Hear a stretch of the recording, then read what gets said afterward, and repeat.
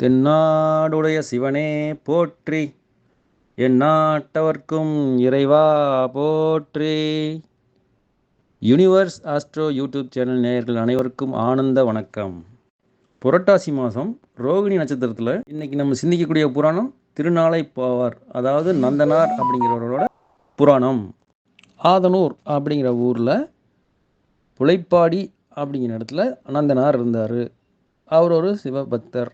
அவரோட வேலை என்னென்னா, பறை அடித்து ஊருக்குள்ள அந்த விஷயத்த சொல்லுவாங்க இல்லைங்களா, தண்டோரா போட்டு சொல்லுவாங்க இல்லைங்களா, அந்த மாதிரி ஊருக்கு நடக்கக்கூடிய விஷயங்களை வந்து சொல்லிட்டு வாழ்க்கை நடத்துகிறது அவரோட வேலை. அதற்கு வந்து மக்கள் வந்து கொடுக்குற பொருட்கள், நிலம் அந்த மாதிரி வச்சு அவர் ஜீவனம் பண்ணிகிட்ருக்காரு. அவர் பார்த்திங்கன்னா அந்த மக்கள் கொடுத்த மானியமாக கொடுத்த நிலத்தில் தான் வாழ்ந்துட்டுருக்காரு. அதிலேயே சாப்பிட்டுக்கிறாரு. அந்த வருமானத்தில் வர்றது வந்து அந்த சிவாலயத்தில் அந்த பேரிகைன்னு சொல்லுவாங்க, அந்த கைலாய வாத்தியம், அதுக்கு தோலும் அப்புறம் வீணை அந்த மாதிரி கருவிகளுக்கு வந்து நரம்பு போயிடுச்சுன்னா அந்த நரம்பு கொடுக்கறது அவரோட இது பண்ணிட்டுருக்காரு. அப்புறம் அர்ச்சகர்களுக்கு வந்து கோரோசனையும் கொடுப்பார். அர்ச்சனை பண்ணுறதுக்கு, அந்த அபிஷேகம் பண்ணுறதுக்கு கோரோசனையும் கொடுப்பாரு. அந்த காலத்தில் ஒரு சில குலத்தவர்களை வந்து உள்ளே விட மாட்டாங்க, கோயிலுக்குள்ளே அனுமதி கிடையாது. அந்த மாதிரி இருக்கும்போது புன்கு மரம் அதிகமாக இருக்கிற ஊரில், அந்த ஊர் பேர் வந்து திருப்புன்கூர் அப்படிங்கிற ஊரில் போய் நிற்கிறாரு. நின்றுட்டு சாமியை பார்த்து ஆனந்தத்தில் பாடுறாரு. ஆனால் வந்து இங்கேருந்து பார்க்கும்போது சாமி அவர் கண்ணுக்கு தெரியலை. நந்தி மறைச்சிட்ருக்காரு. வருத்தத்திலேயே பாடுறாரு. நல்லா இசையமைத்து பாடிட்டே இருக்கார். எட்டி எட்டி பார்க்குறாரு, சிவ திருமேனி தெரிய மாட்டேங்குது. அவர் ஆனந்தத்தில் இருந்தாலும் ஒரு வருத்தம், சிவபெருமானோட திருமேனியை நம்ம பார்க்க முடியலையே, நந்தியம்பெருமான் குறுக்க நிற்கிறாரு அப்படின்னு. எல்லாம் அறிந்தவர் இல்லையா கைலை பெருமான், அவர் பார்த்தா சும்மா இருப்பாரா? நந்தியவே விலக சொல்கிறாரு. நந்தியவே கொஞ்சம் தள்ளி நில்லு நந்தி, நம்ம அன்பருக்கு தெரிய மாட்டேங்குது அப்படின்னு சொல்லி நந்தியவே விலக சொல்லி காட்சி தரார். தன்னை வழிபடுவர்களுக்கு பிறப்பே இல்லாமல், அதாவது மறுபிறவி இல்லாமல் அந்த பிறப்பை அறுக்கும் கைலைநாதன் உடனே அருள் பண்ணுறாரு. அந்த ஆனந்தத்திலேயே அங்கே ஒரு கைங்கரியம் செய்யணுமேன்னு சொல்லிட்டு பக்கத்தில் ஒரு சின்னதாக பள்ளமாக இருந்ததை வந்து தோண்டி நல்லா பெரிய கிணறு மாதிரி அங்கே செஞ்சு தராரு. இப்படி ஒவ்வொரு கோயிலாக வலம் வந்து ஒவ்வொரு கோயிலாக பாட்டு பாடி ஆனந்தப்பட்டு சாமியை தரிசனம் பண்ணிட்டு வந்தாலும் அவருக்கு வந்து இருக்க ரொம்ப ஆர்வம் வந்து தில்லை அப்படின்னு சொல்லக்கூடிய சிதம்பரம். ஏன்னா உலகத்தோட மையப்புள்ளி இல்லையா, ஆடல் பெருமான் இல்லையா அவர், அந்த அழகை பார்க்கணும் அப்படின்னு அவருக்கு ஒரு ஆசை வருது.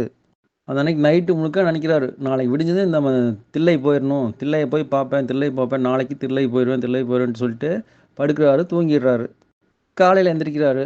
எந்திரிச்சோன்னே நம்ம தான் உள்ளே விட மாட்டாங்களே, என்ன பண்ணுறது அப்படின்னு சொல்லி அந்த வருத்தத்தில் விட்டுறாரு.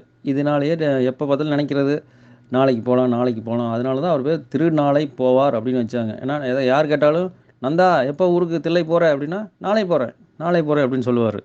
அதனாலேயே அவர் வந்து நந்தனார் அப்படிங்கிற பேர் மாதிரி திருநாளை போவார் அப்படின்னு வச்சுட்டாங்க. இப்படி பல நாள் அவர் சொல்லிகிட்டே இருந்தாலும் ஒரு நாள் அப்படியே முயற்சி பண்ணி தில்லை வந்து சேர்ந்துடுறாரு.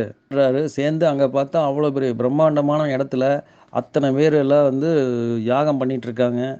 அத்தனை அங்கே ரெகுலராக நடக்குது. வேதங்கள் ஓதிட்டுருக்காங்க, புகை மண்டலமாக இருக்குது. அதை பார்த்தோன்னே இவருக்கு ஒரு நம்ம குலத்தை நினச்சி பயப்படுறாரு. நமக்கு வந்து உள்ளே விட மாட்டாங்களே அப்படின்னு பயந்துட்டு அந்த கோயிலையே வளம் வந்துகிட்டே இருக்கார். சும்மா சுற்றி வராரு. என்ன பண்ணுறேன்னு தெரியல, மதில் மேலே எட்டி பார்க்குறாரு, சுற்றி வராரு.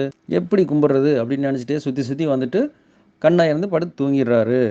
தூங்கினோடனே கனவுல சிவபெருமான் வர்றாரு. உன்னுடைய பிறவி நீங்க தீக்குழியில் மூழ்கி வெளியே வரும்போது தில்லைவாழ் 3000 மறையவர்களும் உன் பின்னே வருவார்கள் அப்படின்னு சொல்கிறாரு. அதே மாதிரி அந்த 3000 மறையவர்களோட கனவுலையும் போய் சொல்லிடுறாரு, இந்த மாதிரி திருத்தொண்டருக்கு வந்து தீக்குண்டம் வச்சு கொடுங்க அப்படின்னு சொல்லி. அந்த தீக்குழியை மூட்டிடுறாங்க. அந்த தீக்குழியில் இவர் இறங்கி அப்படியே உள்ளே போகிறாரு. பின்னாடியே இவங்களும் போகிறாங்க. உள்ளே போனவர் வந்து கொஞ்சம் தூரம் போனே அந்த தீக்குழி வந்து அப்படியே மாறி பூவாக மாறி இவருக்கு அப்படியே மாலையெல்லாம் போட்டு ஒரு மறைவராகவே மாறி அங்கே உள்ளே போகிற மாதிரி இவங்களுக்கெல்லாம் தெரியுது. அப்படி மாறிடுறாரு. அப்புறம் சிவபெருமான் காட்சி அளிக்கிறாரு. இப்படி ஒரு புராணம் இருக்குது. இன்னொரு புராணம் பார்த்திங்கன்னா, அவர் வந்து அந்த குலத்தோட தாழ்ந்த குலமாக இருக்கிறதுனால வந்து தில்லையில் வந்து அனுமதி கிடையாது அப்படின்னு மறுத்ததாகவும், அவங்க கனவுல வந்து சிவபெருமான் வந்து சொல்லி இருந்தாலும் அவங்க வந்து இல்லை விட முடியாது அப்படின்னு சொல்லிட்டு, நீ வந்து இந்த மாதிரி தீயில மூழ்கி வெளியே வந்து நிரூபிச்சின்னா நாங்கள் ஒத்துக்கிறோம் அப்படின்னு சொன்னதாகவும், அதுக்காக அவர் வந்து அப்படி தீயில இறங்கி வந்து அது நிரூபிச்சவாத இன்னொரு புராணம் இருக்குது. எப்படி இருந்தாலும் ஆடல் அரசன் நடராஜ பெருமான் கூத்த பெருமான் அவர் எல்லாருக்கும் இறங்குவர் தான். இந்த புராணம் ஒரு சினிமாவாக கூட எடுத்திருக்கிறாங்க. நந்தனார் அப்படிங்கிறதுல தண்டபாணி தேசிகர் அவர் நடிச்சிருப்பார். அந்த என்னப்பன் அல்லவா என் தாயும் அல்லவா அப்படிங்கிற மாதிரி வரும். அதில் வேறு மாதிரி எடுத்திருப்பாங்க. எந்த புராணங்களில் எப்படி சொல்லியிருந்தாலும் கடவுள் ஜாதி மதம் எல்லாத்துக்கும் அப்பாற்பட்டவர்.